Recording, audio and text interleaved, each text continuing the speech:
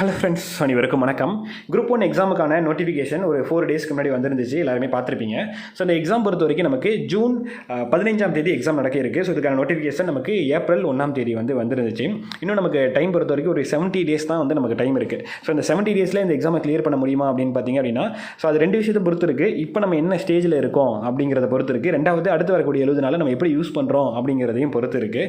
So இப்போ நிறைய பேர் இந்த நோட்டிஃபிகேஷனுக்கு அப்புறமேட்டுக்கு இதுக்கு முன்னாடி நம்ம குரூப் 1க்கான ஒரு பேட்ச் ஸ்டார்ட் பண்ணியிருந்தோம். ஸோ சிகரம் பேட்ச் அப்படிங்கிற நேமில் ஸ்டார்ட் பண்ணியிருந்தோம். ஒரு 3 வீக் முன்னாடி, ஒரு 4 வீக் ஆச்சு அந்த பேட்ச் ஸ்டார்ட் பண்ணி.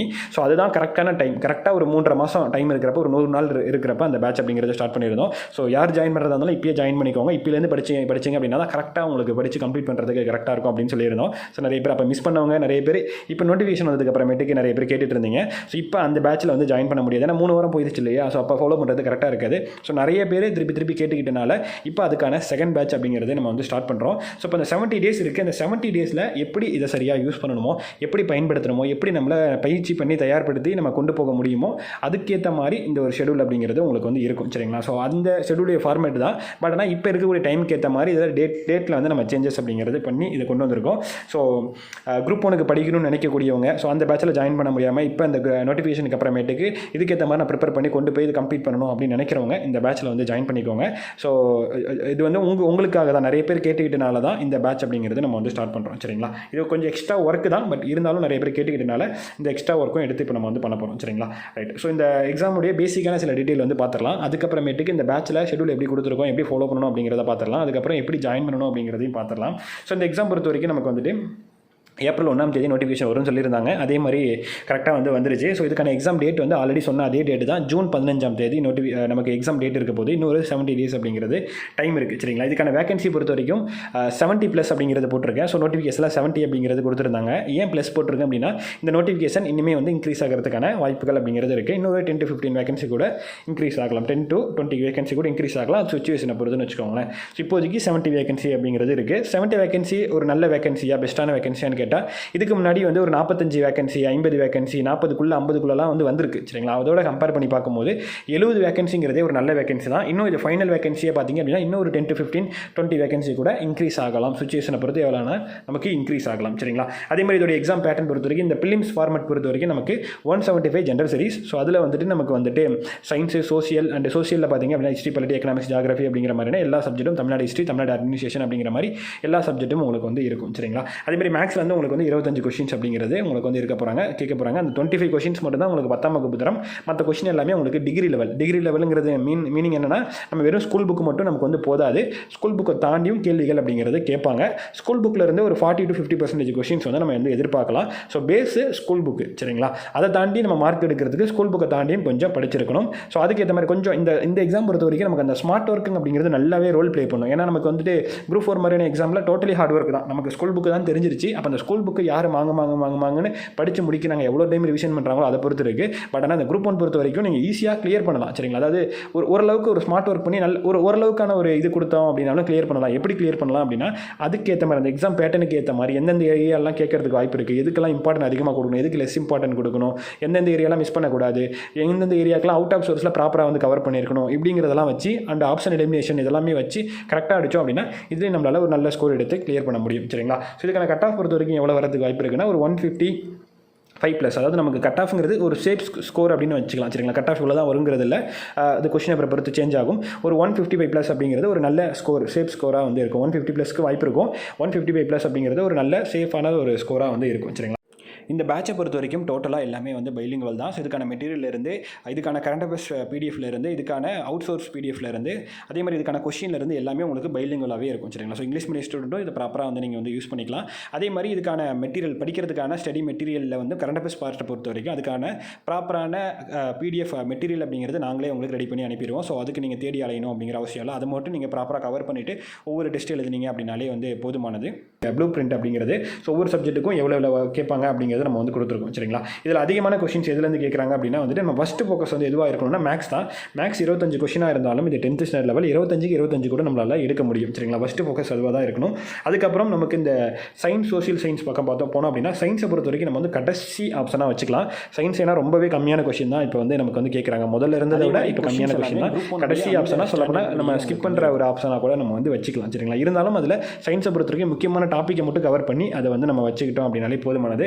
மீதி சோசியல் சயின்ஸ் பகுதி தான். இதில் பொறுத்த வரைக்கும் நம்ம தமிழ்நாடு அட்மினிஸ்ட்ரேஷன் அண்ட் எக்கனாமிக்ஸ்க்கு ப்ரிஃபரன்ஸ் கொடுக்கணும். அதே மாதிரி வந்து நம்ம வந்து தமிழ்நாடு ஹிஸ்ட்ரிங்கிறது ஒரு சப்ஜெக்ட்லேருந்து 40 கொஷின். இங்கே இந்தியா எக்கனாமிக்ஸும் அண்ட் தமிழ்நாடு அட்மினிஸ்ட்ரேஷன் ரெண்டும் சேர்த்து 50 கொஷின் சரிங்களா. ஃபஸ்ட்டு ப்ரிஃபரன்ஸ் வந்துட்டு நம்ம வந்து தமிழ்நாடு ஹிஸ்ட்ரிக்கும் ஃபஸ்ட்டு ப்ரிஃபரன்ஸ் வந்து நமக்கு வந்து இந்தியன் பாலிட்டிக்கும் தமிழ்நாடு ஹிஸ்ட்ரிக்கும் கொடுக்கணும். இதுதான் ஃபஸ்ட்டு ப்ரிஃபரன்ஸ். செகண்ட் ப்ரிஃபரன்ஸ் வந்து நம்ம வந்துட்டு பாலிட்டிக்கும் அட்மினிஸ்ட்ரேஷனுக்கும் வந்து கொடுக்கணும். அதுக்கு அடுத்தது தான் வந்து நம்ம வந்து ஹிஸ்ட்ரி அண்ட் ஐஎன்எம்க்கு வந்து நம்ம வந்து கொடுக்க வேண்டியது இருக்குது. அதுக்கு அடுத்து தான் ஜாகிரஃபி அண்ட் சயின்ஸ்க்குலாம் வந்து அதுக்கு அடுத்த ப்ரிஃபரன்ஸ் வந்து நம்ம கொடுக்கணும் சரிங்களா. நான் இங்கேயே உங்களுக்கு வந்து கொடுத்துருப்பேன். ஃபஸ்ட்டு ஃபோக்கஸ் வந்து Tamil Nadu history, Tamil Nadu administration, polity, economics இந்த 4 சப்ஜெக்ட்டுக்கு ஃபஸ்ட்டு ஃபோக்கஸ். ஏன்னா 200ல் 130 கொஷின் வந்து இதில் வந்து கேட்குறாங்க. ஸோ நல்ல ஓரளவுக்கு இதுக்கு ஃபுல்லாக ஃபோக்கஸ் பண்ணி நம்ம படித்தோம் அப்படின்னா 130க்கு ஒரு 80-90 தாண்டி நம்ம வந்து என்ன பண்ணிடலாம்னா போயிடலாம் சரிங்களா. செகண்ட் ஃபோக்கஸ் வந்து பார்த்திங்க அப்படின்னா 45 கொஷின்ஸ் வந்து கேட்குறாங்க. INM, history, geography and science. இதில் வந்து நம்ம வந்து எப்படியாவது ஒரு 25 கொஷின் அதாவது பாதிக்கு மேலே அப்படிங்கிறது எடுக்க நம்ம வந்து ட்ரை பண்ணணும் சரிங்களா. மூணாவதாக பார்த்தீங்கன்னா ஸ்பெஷல் ஃபோக்கஸ் அப்படிங்கிறது அது வந்து எதுக்கு அப்படின்னா மேக்ஸுக்கும் கரண்ட் அஃபேர்ஸ்க்கும். இது என்னென்னா நம்ம வந்து அதை சின்ன கல் பெத்த லாபம் அப்படிங்கிற மாதிரி எடுத்துக்கலாம். ஏன்னா ஒரு கம்மியான எஃபர்ட் போட்டு நல்ல மார்க் 25ங்கிறது கன்ஃபார்ம்டாக நம்மளால் 25க்கு நல்ல எஃபர்ட் போட்டோம் அப்படின்னா 25க்கு 23க்கு மேலே 24 25 வரைக்கும் எடுக்கலாம் அப்படிங்கிற மாதிரி. கரண்ட் அஃபேர்ஸும் பொறுத்த வரைக்கும் பார்த்திங்க அப்படின்னா குரூப் 1ல் நல்ல ரோல் ப்ளே பண்ணும். ஸோ இந்த கரண்ட் அஃபேர்ஸ் பொறுத்த வரைக்கும் எல்லா சப்ஜெக்ட்லையுமே பிரிஞ்சு வரும். இதுக்கு தனியான ஒரு யூனிட் கொடுக்கல. எல்லா சப்ஜெக்ட்லையுமே பிரிஞ்சு இப்போ வந்து நமக்கு தமிழ்நாடு அட்மினிஸ்ட்ரேஷன் அண்ட் எக்கனாமிக்ஸில் வந்து 40 கொஷின் 50 கொஷின் கேட்குறாங்க அப்படின்னா அதில் வந்து 10லேருந்து 15 கொஷின் நமக்கு கரண்ட் அஃபேர்ஸ் கேட்கறதுக்கே வாய்ப்புகள் வந்து இருக்கும் சரிங்களா. ஸோ அப்போ அதுக்கேற்ற மாதிரி நம்ம ஃபோக்கஸ் அப்படிங்கிறது பண்ணணும். நம்ம ஷெடியூலும் அப்படி தான் போட்டிருப்போம். இதுக்கு முன்னாடி நம்ம போட்ட பேட்சோட ஷெடியூலில் வந்து ஒவ்வொரு டெஸ்ட்டுக்கும் 7 டேஸ் அப்படிங்கிற மாதிரி வந்து கொடுத்துருப்போம். இப்போ அந்த ஷெடியூலில் வந்துட்டு ஒவ்வொரு டெஸ்ட்டுக்கும் 5 டேஸ் அப்படிங்கிற மாதிரி. ஏன்னா டைம் கம்மியாக தான் இருக்கு இல்லையா. ஒரு டெஸ்ட்டுக்கு 5 நாள் சரிங்களா. திங்கக்கிழமையிலேருந்து உங்களுக்கு வந்து திங்கள், செவ்வாய், புதன், வியாழன், வெள்ளிக்கிழமை வந்து உங்களுக்கு டெஸ்ட் இருக்கும். இதுக்கு முன்னாடி இருக்கிற டெஸ்ட் ஞாயிற்றுக்கிழமை டெஸ்ட் இருக்கும். இப்போ டைம் இல்லை, அதனால் வெள்ளிக்கிழமை இருக்கும். ஸோ அதே மாதிரி தான் ஒவ்வொரு 5 நாளைக்கு ஒருக்கா உங்களுக்கு டெஸ்ட் இருக்கும். ஃபஸ்ட்டு டெஸ்ட் வந்து 11ஆம் தேதி இருக்கும். அடுத்த டெஸ்ட் வந்து 15ஆம் தேதி இருக்கும். அதுக்கு அடுத்தது உங்களுக்கு 20ஆம் தேதி 25ஆம் தேதி அப்படிங்கிற மாதிரி ஒவ்வொரு 5 நாளைக்கும் ஒரு டெஸ்ட் இருக்கும். ஒவ்வொரு டெஸ்ட்லையுமே வந்து ஓரளவுக்கு நம்ம எல்லா ஏரியாவும் கவர் பண்ணுற மாதிரி இருக்கும். இப்போ மேக்ஸ் எல்லா டெஸ்ட்லையுமே இருக்கும் 25 கொஷின். கரண்ட் அஃபேர்ஸ் எல்லா டெஸ்ட்லையுமே இருக்கும் 25 கொஷின். அது இல்லாமல் 2 சப்ஜெக்ட் வந்து உங்களுக்கு இருக்கும். பாலிட்டியும் அட்மினிஸ்ட்ரேஷனும் ஃபஸ்ட்டு உங்களுக்கு வந்து கம்ப்ளீட் ஆகும், முக்கியமான சப்ஜெக்ட்டுங்கிறனால. ஸோ அதுக்கப்புறம் அடுத்தடுத்த சப்ஜெக்ட் அப்படிங்கிற மாதிரி உங்களுக்கு இம்பார்ட்டன்ஸ் பொறுத்து கம்ப்ளீட் ஆகும் சரிங்களா. ஸோ இந்த மாதிரி தான் பேட்டர்ன் அப்படிங்கிறது. ஸோ 200 கொஷின் பொறுத்த வரைக்கும் உங்களுக்கு வந்துட்டு 150 கொஷின்ஸ் வந்துட்டு இந்த உங்களுக்கு சோசியல் சயின்ஸ் டாப்பிக்கில் இருந்து உங்களுக்கு வந்து இருக்கும். ஸோ அதுக்கு அடுத்தது வந்து உங்களுக்கு வந்து மேக்ஸ்லேருந்து 25 கொஷின், கரண்ட் அஃபேர்ஸ்லேருந்து 25 கொஷின். இதுதான் பேட்டர்ன். இதே மாதிரி தான் ஒவ்வொரு டெஸ்ட் அப்படிங்கிறது இருக்குது. ஃபஸ்ட்டு ஒரு 6 டெஸ்ட்லேயே வந்து உங்களுக்கு அந்த முக்கியமான டாபிக் சப்ஜெக்ட் இருக்குது இல்லையா. ஃபஸ்ட்டு 6 டெஸ்ட்டில் அந்த முக்கியமான சப்ஜெக்ட் வந்து ஃபோக்கஸ் பண்ணியிருப்போம். அதுக்கு அடுத்தது வந்துட்டு செகண்டரி சப்ஜெக்ட் இருக்குது இல்லையா, அதாவது ஜாகிரஃபி, ஹிஸ்ட்ரி, ஐஎன்எம், சயின்ஸு. அதுக்கேற்ற மாதிரியான இம்பார்ட்டன்ட். சயின்ஸை பொறுத்த வரைக்கும் வந்து நம்ம ஃபுல்லாக படிக்கணும் அப்படிங்கிறது இல்லை, ஃபுல்லாக படிக்கவும் முடியாது, டைம் இல்லை. அண்ட் அது இல்லாமல் நமக்கு 10 கொஷின் தான் கேட்குறாங்க சரிங்களா. அதனால் இம்பார்ட்டன்ட் ஏரியா மட்டும் ஃபிசிக்ஸ், கெமிஸ்ட்ரியில் இம்பார்ட்டன்ட் ஏரியா, அதே மாதிரி வந்து நமக்கு வந்து பயாலஜியில் வந்து நமக்கு வந்து இம்பார்ட்டன்ட் ஏரியா அந்த மாதிரி நம்ம வந்து கவர் பண்ணிக்கலாம் சரிங்களா. ஸோ அதே மாதிரி நமக்கு ரீசனிங்க்கான இப்போ கொஷின் நம்பர் ஆஃப் கொஷினும் இன்க்ரீஸ் பண்ணியிருக்காங்கிறனால ஸோ அதுக்கான இம்பார்ட்டன்ட் அப்படிங்கிறதுக்கு ஏற்ற மாதிரியும் மேக்ஸ் டெஸ்ட் அப்படிங்கிறத உங்களுக்கு வந்து செட் பண்ணியிருக்கும் சரிங்களா. இதான் ஓவராலாக இருக்கும். அண்ட் இதுக்கான டெஸ்ட் கொஷின்ஸ் பொறுத்த வரைக்கும் எல்லாமே உங்களுக்கு ஒவ்வொரு டெஸ்ட்டுக்குமே ஒரு ப்ளூ பிரிண்ட் அப்படிங்கிறது கொடுத்துருவோம். அந்த ப்ளூ பிரிண்டில் என்ன இருக்குன்னா ஸ்கூல் புக்கில் இருந்து எவ்வளோ கொஷின்ஸ் இருக்கும், ஸ்கூல் புக்கை தாண்டி எவ்வளோ கொஷின்ஸ் இருக்குங்கிறத ப்ராப்பராக வந்து நம்ம அதில் மென்ஷன் பண்ணியிருப்போம். ஒவ்வொரு டெஸ்ட் இப்போ டெஸ்ட் 1ல் ஸ்கூல் புக்கில் இருந்து மொத்தமாக 75 கொஷின் பாலிட்டியில் கேட்குறாங்கன்னா 75ல் 40 கொஷின் புக்கில் இருந்தா இல்லை 30 கொஷின் புக்கில் இருந்தால் அந்த மாதிரி தெளிவாக உங்களுக்கு இருக்கும். எது எவ்வளோ அவுட் ஆஃபில் எவ்வளோ வந்து புக்கில் இருந்து அப்படிங்கிறது இருக்கும். அண்ட் புக்கில் என்னென்ன படிக்கணுமோ படிக்கிறதுக்கான அந்த வேர் டு ஸ்டடி அப்படிங்கிறது இருக்கும். அதுக்கான லெசன்ஸ்க்கான PDF அப்படிங்கிறது இருக்கும். அதுக்கான ஒன்லைனர் எல்லாமே உங்களுக்கு வந்து அதில் இருக்கும். அவுட் ஆஃப் புக்கு என்ன சோர்ஸ் படிக்கணும் அப்படிங்கிறதும் ப்ராப்பராக மென்ஷன் பண்ணியிருப்போம். அதுக்கான PDF-உம் உங்களுக்கு வந்து இதிலே வந்து உங்களுக்கு PDF-ஆக அமைச்சிருவோம் சரிங்களா. ஸோ நீங்கள் ஸ்கூல் புக்கில் கொடுத்த லெசனை ப்ராப்பராக வந்து படிங்க. படித்து முடிச்சுட்டு அவுட் ஆஃப் எப்பயுமே ஸ்கூல் புக்கை ஃபஸ்ட் இம்பார்ட்டன்ட் கொடுத்து கம்ப்ளீட் பண்ணி முடிச்சுட்டு அதுக்கப்புறம் அவுட் ஆஃப் சோர்ஸை வந்து நம்ம அதுவும் கொடுத்துருப்போம். அது உங்கள் கையில் புக்காக வாங்கி வச்சுக்கிட்டு படித்தாலும் சரி, இல்லை நம்ம அனுப்புகிற பிடிஎஃப்ல வந்து படித்தாலும் சரி, அதை கவர் பண்ணி முடிச்சுட்டு முடிஞ்ச வரைக்கும் கவர் பண்ணுங்கள். ஃபுல்லாக கவர் பண்ண முடியுங்கிறத நம்ம சொல்ல முடியாது, ஏன்னா டைம் இருக்காது. முடிஞ்ச வரைக்கும் புக்கை ஃபஸ்ட்டு கம்ப்ளீட்டாக முடிச்சிடணும். அவுட் ஆஃப் சோர்ஸில் முடிஞ்ச வரைக்கும் கவர் பண்ணிவிட்டு அந்த டெஸ்ட்டை வந்து எழுதுங்க. மெயின் ஃபோக்கஸ் வந்து கரண்ட் அஃபேர்ஸ்க்கும் மேக்ஸும் கொடுத்துட்டு அதை முடிஞ்ச வரைக்கும் ஃபுல்லாக வந்து கவர் பண்ணிடுங்க. சரிங்களா? இந்த மாதிரி நம்ம ஒவ்வொரு 5 நாளையும் யூஸ் பண்ணிட்டு வந்தாலே கண்டிப்பாக நம்ம வந்துட்டு ஒரு ஃபுல் சிலபஸை வந்து கவர் பண்ணலாம். ஃபுல் சிலபஸை 100%, அதாவது ஒரு பாயிண்ட் விடாமல் நம்ம கவர் பண்ணணும் அப்படின்னு யோசிக்கக்கூடாது.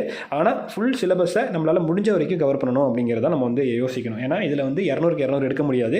நம்ம வந்து 155 150க்கு மேலே எடுத்தாலே கிளியர் பண்ண முடியும். அப்போ அதுக்கு என்ன பண்ணணுமோ அதுக்கேற்ற மாதிரி ஃபோக்கஸ் பண்ணிக்கோங்க. மெயினாக இந்த ஒவ்வொரு இதுலையுமே வந்து பிஒய்க்கு வந்து மெயினான ரோல் அப்படிங்கிறது உங்களுக்கு வந்து ப்ளே பண்ணும். சரிங்களா? ஏன்னா ஸ்கூல் புக்கு தாண்டி படிக்கணுங்கிறப்ப எல்லாத்தையும் படிக்கணும் அப்படின்னு உட்காரத விட பிஒய்க்கு பேஸ் பண்ணி படித்தோம் அப்படின்னா பெட்டராக இருக்கும். ஸோ பிஒய்க்கு ஜிஎஸ்க்கு வந்து நம்ம ஒரு புக்கே அப்படிங்கிறது அப்டேட் பண்ணியிருப்போம். புக்கு வாங்கணுங்கிறதுக்காக சொல்லலை, பிஒய்க்குங்கிறது நீங்கள் வந்து வச்சு படிக்கணும். அது உங்களுக்கு தேடி படிக்கிறது டைம் வேஸ்ட்டாக இருக்குது அப்படின்னா அதில் நம்ம ஒவ்வொரு டாபிக் வைஸாக பிரித்து ஒரு புக்கே நம்ம வந்து அப்டேட் பண்ணியிருப்போம். பிஒய்க்கான பிடிஎஃப், அதாவது பிஒய்க்குவை அப்படியே கட் பண்ணி போட்ட மாதிரியான பிடிஎஃப் நம்ம வந்து அனுப்புவோம். அது இல்லாமல் நீங்கள் அந்த புக்காக வாங்கிட்டீங்க அப்படின்னா உங்களுக்கு ஒவ்வொரு டாப்பிக்கும் அதில் எடுத்து வச்சு அதை ஒரு டைம் பார்த்துட்டு அதில் எப்படி கேட்டிருக்காங்கிறதெல்லாம், இது வரைக்கும் எப்படிலாம் கேட்டிருக்காங்க அப்படிங்கிறதெல்லாம் பார்த்துட்டு நீங்கள் வந்து படிக்கிறதுக்கு, இல்லை அதை பேஸ் பண்ணி படிக்கிறதுக்கு, எக்ஸ்ட்ரா நோட் பண்ணி படிக்கிறதுக்கு எல்லாத்துக்குமே இந்த ஜிஎஸ்பிஒய்க்கு அப்படின்னு ஒரு புக்கு போட்டிருப்போம் இல்லையா, அது கண்டிப்பாக குரூப் 1க்கும் குரூப் 2 உடைய ஜிஎஸ்க்கும் ரொம்பவே யூஸ்ஃபுல்லாக வந்து இருக்கும். சரிங்களா? ஸோ அது பேஸ் பண்ணி படிக்கிறது பெட்டர். இல்லை டிஎன்பிசியோட கொஸ்டின் நம்பரை வச்சு, அதாவது டேரெக்டாக அந்த கொஸ்டின் நம்பரே வச்சு படித்தாலும் சரி, அது கொஞ்சம் டைம் எடுக்கும். இதுனா உங்களுக்கு ஒவ்வொரு டாபிக் வைஸாக இருக்கும், ஈஸியாக உங்களுக்கு கவர் பண்ண முடியும். சரிங்களா? ஸோ இந்த மாதிரி படிங்க, கரெக்டாக வந்து முடிச்சிடலாம். ஸோ இதுதான் ஓவராலான பிளான் அப்படிங்கிறது. லாஸ்ட்டில் வந்து உங்களுக்கு 10 டெஸ்ட்டில் வந்து ஓவராலாக எல்லா சிலபஸ் அப்படிங்கிறதும் கம்ப்ளீட் பண்ணிடுவோம். அதுக்கப்புறமேட்டுக்கு உங்களுக்கு ரிவிஷன் டெஸ்ட் தான். ஒவ்வொரு யூனிட் வைஸாக உங்களுக்கு ரிவிஷன் டெஸ்ட் அப்படிங்கிறது வந்து இருக்கும். அதுக்கு அடுத்தது ஃபுல் டெஸ்ட், 3 ஃபுல் டெஸ்ட் அப்படிங்கிறத நம்ம கொடுத்துருப்போம். சரிங்களா? ஸோ ஓவராலான ஒரு பர்ஃபெக்டான பெஸ்ட்டான பிளான் இந்த 70 நாளில் இப்படி கவர் பண்ணிங்கன்னா அப்படின்னா பெட்டராக இருக்கும், பெஸ்ட்டாக இருக்கும் அப்படிங்கிறதுக்கு ஏற்ற மாதிரி பெஸ்ட்டான ஒரு பிளானாக வந்து இருக்கும். இதை விட பெட்டரான பிளானுக்கு நம்ம வந்து எதுவும் பார்க்க முடியாது. இதுதான் பெட்டரான பிளான். ஒவ்வொரு 5 நாளைக்கும் இருக்கா, ஏன்னா படிக்கிறதுக்கு நம்ம நிறைய ஸ்பெண்ட் பண்ணணும். நிறைய நம்ம டெஸ்ட் எழுதிட்டு இருந்தோம் அப்படின்னா வேலைக்கு ஆகாது. சரிங்களா? குரூப் 1 பொறுத்தவரைக்கும் நிறைய படிக்கணும். ஏன்னா கொஸ்டின்ஸ் எல்லாமே நமக்கு டிகிரி லெவலில் இருக்குது அப்படிங்கிறப்ப கொஞ்சம் ஒவ்வொரு டெஸ்ட்டுமே நம்ம ப்ராப்பராக அட்டன் பண்ண வேண்டியது இருக்கும். அப்போ டைம் எடுக்கும். அதனால் ஒரு 4 நாள் ஃபுல்லாக நீங்கள் படிக்கிறீங்க, 5ஆவது நாள் டெஸ்ட் எழுதுறீங்க, அன்றைக்கி என்ன மிஸ்டேக்ஸ் பண்ணுறீங்க அப்படிங்கிறத செக் பண்ணுறீங்க, அடுத்த நாள் ஃபுல்லாக படிக்கிறீங்க. இப்படி தான் நீங்கள் ஒவ்வொரு 5 நாளுக்கும் நீங்கள் ட்ராவல் பண்ண போகிறீங்க. லாஸ்ட்டில் ஃபுல்லாக ரிவிஷன் பண்ணிவிட்டு ரிவிஷன் டெஸ்ட்டு ஃபுல் டெஸ்ட் எழுதி கம்ப்ளீட் பண்ண போகிறீங்க. இந்த ஒவ்வொரு டெஸ்ட்டுக்கும் நீங்கள் உண்மையாக இருந்தீங்க அப்படின்னாலே ஓவராலாக சிலபஸ் அப்படிங்கிறது கம்ப்ளீட் பண்ணிடலாம். கூடவே பிஒய்க்குவை பேஸ் பண்ணி ப்ரிப்பேர் பண்ணிங்க அப்படின்னாலே நல்ல ஒரு அந்த டாப் நாச் அப்படிங்கிறதுலாம் கொண்டு வரலாம். அந்த பிஒய்க்கு உங்களுக்கு வந்து ரொம்பவே டைமும் சேவ் பண்ணும், ப்ளஸ் வந்து எக்ஸாம் பாயிண்ட் ஆஃப் வியூவில் படிக்கிறதுக்கும் உங்களுக்கு வந்து ரொம்பவே யூஸ்ஃபுல்லாக இருக்கும். ஸோ இந்த மாதிரி வந்து கவர் பண்ணிக்கலாம். ஸோ இந்த பேட்சில் எப்படி ஜாயின் பண்ணணும் அப்படிங்கிறத பற்றி பார்க்கலாம். ஸோ பேட்சில் எப்படி ஜாயின் பண்ணணும் அப்படின்னா இந்த வீடியோட டிஸ்கிரிப்ஷனில் வந்து ஒரு பேமெண்ட் லிங்க்குங்கிறது கொடுத்துருப்போம். அந்த பேமெண்ட் லிங்கை கிளிக் பண்ணி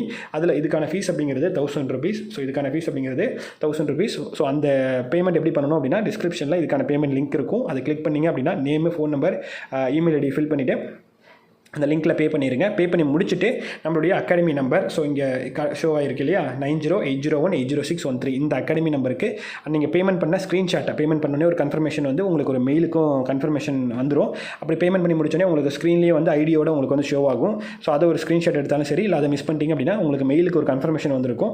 அதை வந்து ஒரு ஸ்க்ரீன்ஷாட் எடுத்துகிட்டு டைம், டேட் இதெல்லாம் தெரிகிற மாதிரி வந்து அதை ஒரு ஸ்க்ரீன்ஷாட் எடுத்துகிட்டு டெலிகிராம் நம்பருக்கு, இந்த டெலிகிராம் நம்பருக்கு அனுப்புங்க. சரிங்களா? அந்த நம்பரை சேவ் பண்ணிவிட்டு டெலிகிராமில் போயிட்டு அந்த ஐடியில் வந்துட்டு அனுப்புங்க. ஸோ ஒரு அனுப்புனா கொஞ்சம் நேரம் வெயிட் பண்ணுங்கள்.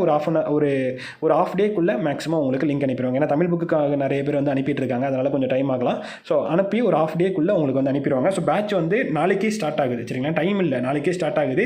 வெள்ளிக்கிழமை ஃபஸ்ட்டு டெஸ்ட் இருக்க போகுது. ஸோ நீங்கள் இப்போ இன்றைக்கே ஜாயின் பண்ணிங்கன்னா தான் நாளையிலேருந்து படிக்கிறதுக்கு, இன்றைக்கி ஈவினிங்லேருந்து படிக்கிறது கரெக்டாக இருக்கும். ஸோ இதுக்கான டெஸ்ட் எல்லாமே இன்றைக்கே வந்து நம்ம அப்டேட் பண்ணிடுவோம். ஸோ அதனால் முடிஞ்ச வரைக்கும் குயிக்காக ஜாயின் பண்ணிட்டு ஃபாலோ பண்ண ஆரம்பிச்சிருங்க. ஏன்னா இதை விட்டால் நமக்கு வந்து இந்த குரூப் 1க்கு நமக்கு சரியான ஒரு பிளான் பண்ணி போகிறதுக்கு டைமே இருக்காது. இதுதான் கரெக்டான ஒரு டைம். இதுக்கு முன்னாடி 3 மாதத்துக்கான பிளானாக நம்ம போட்டிருப்போம். இப்போ 70 டேஸ்க்கான பிளானாக வந்து போட்டிருக்கோம். ஸோ இதை விட்டால் நமக்கு கரெக்டான ஒரு ஆர்டரில் பிளான் படி வந்து போகிறதுக்கான வாய்ப்புங்கிறதே இல்லை. ஸோ இதை கரெக்டாக யூஸ் பண்ணுங்கள். ஸோ குரூப் 1ங்கிறது முடியவே முடியாத ஒரு விஷயம் அப்படிங்கிறதெல்லாம் இல்லை, கண்டிப்பாக முடிகிற விஷயம் தான். ஆனால் சரியான பாதையில், சரியான வழியில், சரியான ஒரு கைடன்ஸில் போகணும். அதுதான் ரொம்ப முக்கியம். அதுக்கான வழியாக இந்த வழி அப்படிங்கிறது இருக்கும். இது சரியாக பயன்படுத்துறது உங்கள் கையில் இருக்குது. ஸோ அதுக்கேற்ற மாதிரி யூஸ் பண்ணிக்கோங்க. சரிங்களா? So thank you so much. வேறு ஏதாவது டவுட் இருக்குது அப்படின்னா ஸோ இந்த வீடியோட கமெண்ட்டில் மென்ஷன் பண்ணுங்கள், அல்லது மெசேஜ் பண்ணி கேளுங்க. மெசேஜ் கொஞ்சம் டிலே ஆகலாம், கொஞ்சம் வெயிட் பண்ணுங்கள். உங்களுக்கு அதுக்கான ரெஸ்பான்ஸ் அப்படிங்கிறது வந்துடும். சரிங்களா? Thank you so much.